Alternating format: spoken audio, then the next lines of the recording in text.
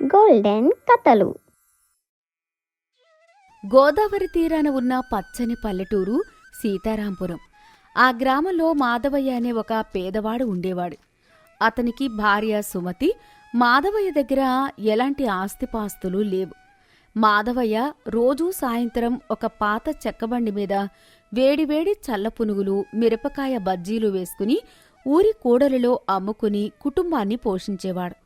వాడి బండి చిన్నదే అయినా అతని చేతి వంటకు ఆ ఊర్లో చాలా మంచి పేరుంది.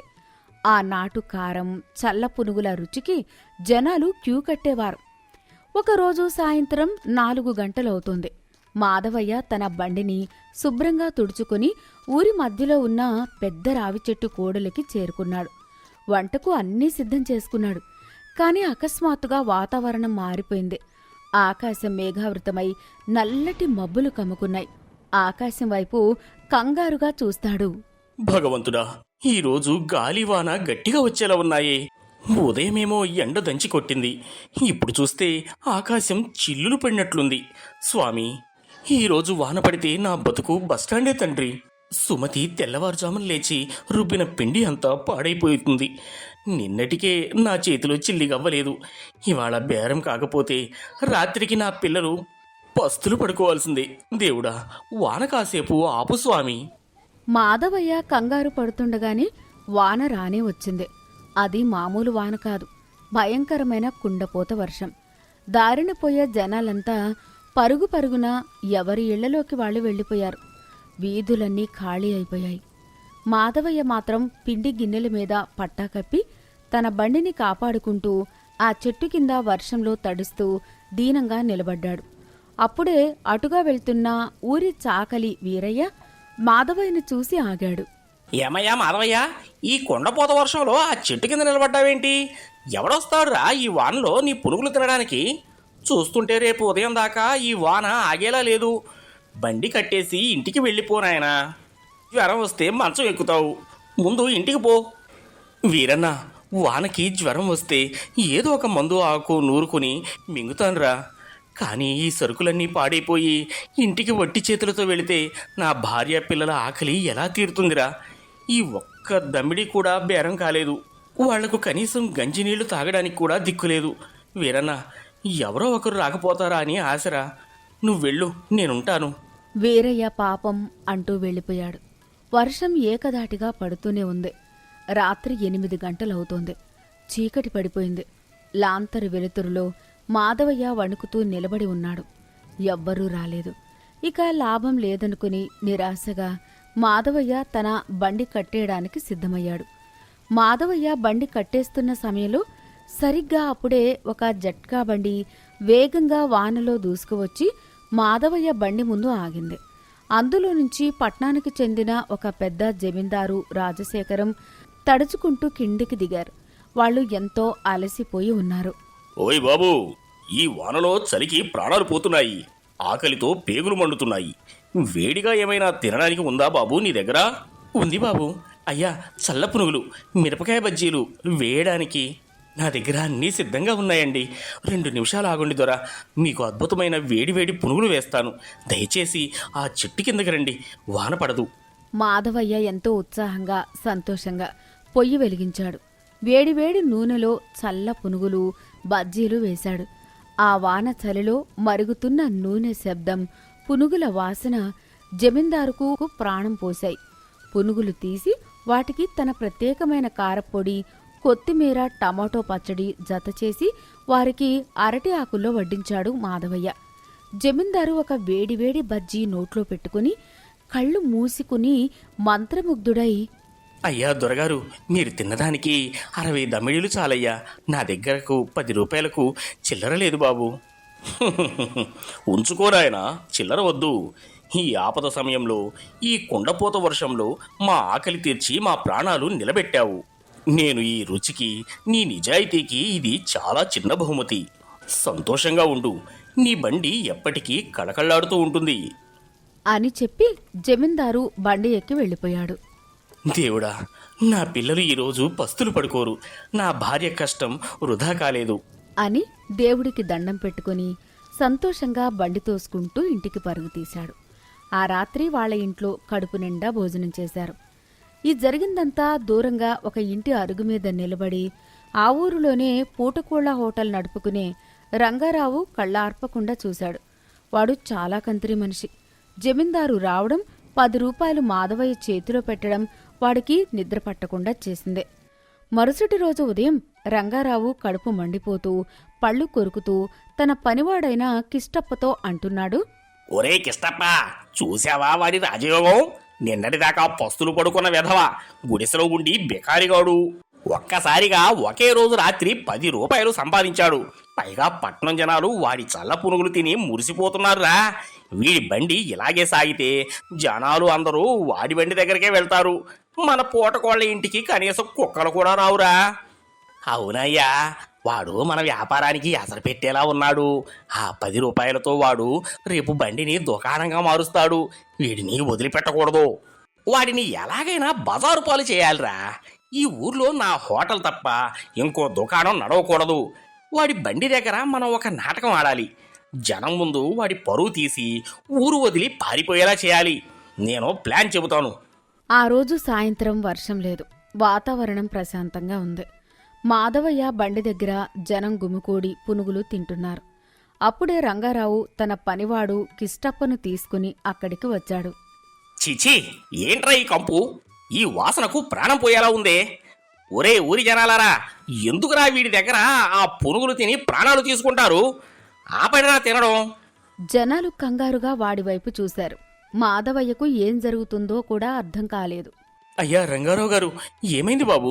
నా బండి దగ్గర కంపు ఏంటి? ఓరి దొంగ సన్నాసి, నాటకాలు ఆపుతావా? ఈ మాధవయ్యగాడు వాడే నూనె పిండి అంతా పాడైపోయినవిరా. వాడు డబ్బు ఆదా చేయడానికి ఆ మురుగు కాలువ నీళ్లతో పిండి కలుపుతున్నాడు. నిన్న రాత్రి వాన్లో పట్నం వాళ్ళు వచ్చి బజ్జీలు తిన్నారని మీకు తెలుసు కదా. వాళ్లకు ఇవే పెడితే వాళ్ళు అర్ధరాత్రి కడుపు నొప్పితో ఆసుపత్రి పాలయ్యారు. చావు బతుకుల్లో ఉన్నారట. నాకు టౌన్ నుంచి ఇప్పుడే కబురు వచ్చింది. అయ్యా రంగారావు గారు, దయచేసి అలా అబద్ధాలు చెప్పకండి బాబు. నా భార్య ఉదయాన్నే 4 గంటలకు లేచి ఎంతో శుభ్రంగా పిండి రుబ్బుతుంది. నిన్న పట్నం బాబులు ఎంతో సంతోషంగా నా వంటను మెచ్చుకుని వెళ్ళారు. దయచేసి నా పొట్ట కొట్టకండి అయ్యా.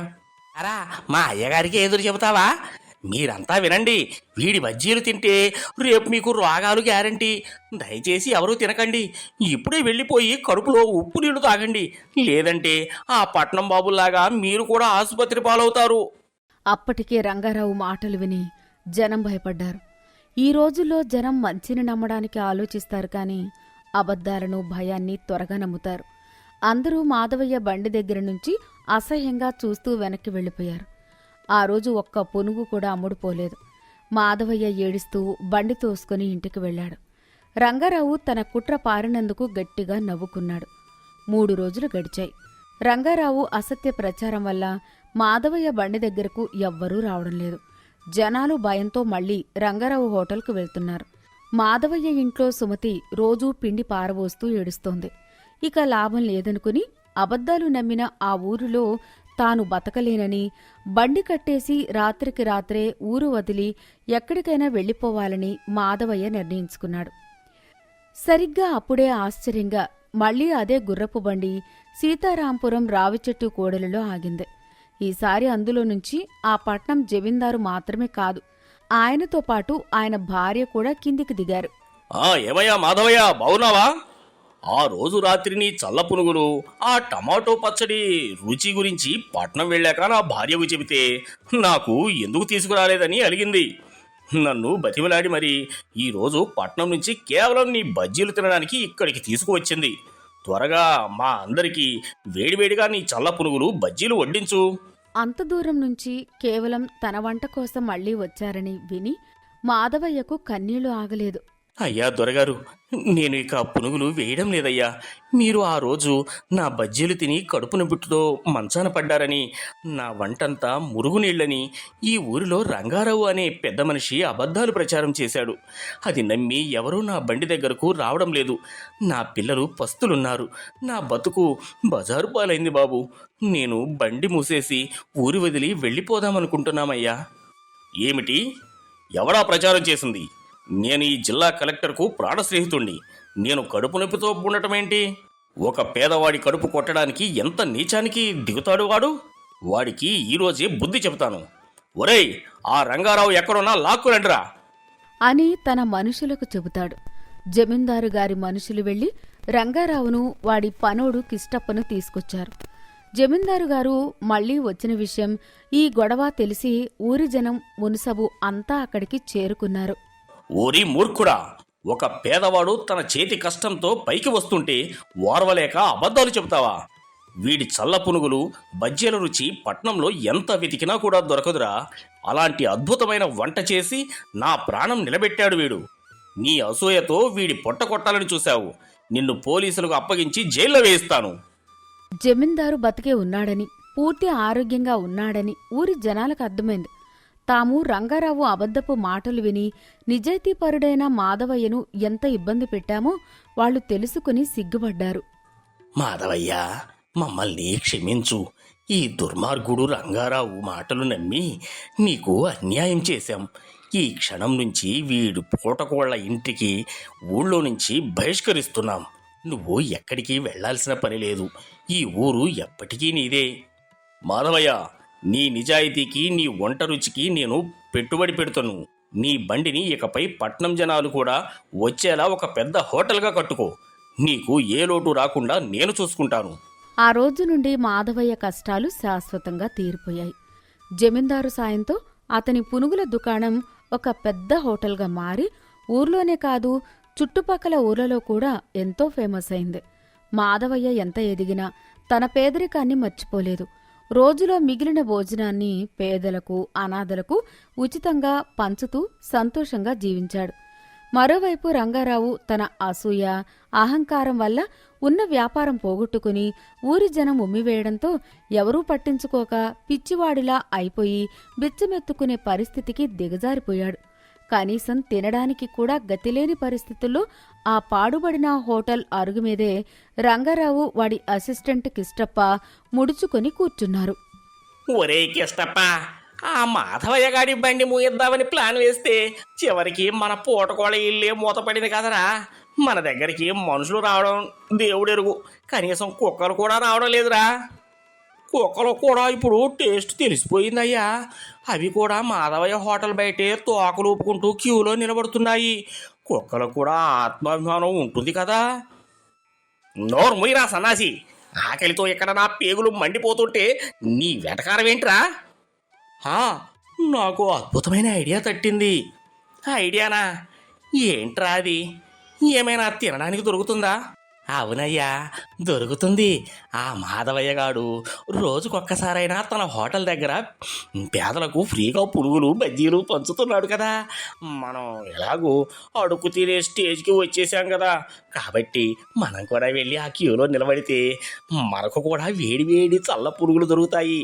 కడుపు నిండుతుంది. ఏమంటారు? ఓరి నీ దుంపదేగా, ఎవడి పొట్ట కొట్టాలని చూశారో వాడి దగ్గరే అడుక్కు తినే కర్మ పట్టిందిరా బాబు నాకు. ఇదంతా నీ ఐడియాల వల్లేరా కిష్టప్ప. నా ఐడియా ఏంటయ్యా? ఆ రోజు అబద్ధాలు చెప్పమని నువ్వేగా అన్నావు. అయినా ఆకలి ముందు పౌరుషం ఏంటి బొంగు? నేను వెళ్తున్నా. ఫస్ట్ వస్తే 2 పురుగులు ఎక్స్ట్రా వేస్తాడు అని చెప్పి కిష్టప్ప ప్లేటు పట్టుకుని పరుగు తీస్తాడు. నీతి, నిజాయితీని, కష్టాన్ని నమ్ముకున్నవాడు ఎన్ని ఆటంకాలు ఎదురైనా, ఎందరో కుట్రలు చేసినా ఎప్పటికైనా గెలుస్తాడు. ఎదుటివారి ఎదుగుదలను చూసి అసూయపడి వారిని నాశనం చెయ్యాలనుకునేవాడు తన గోతిని తానే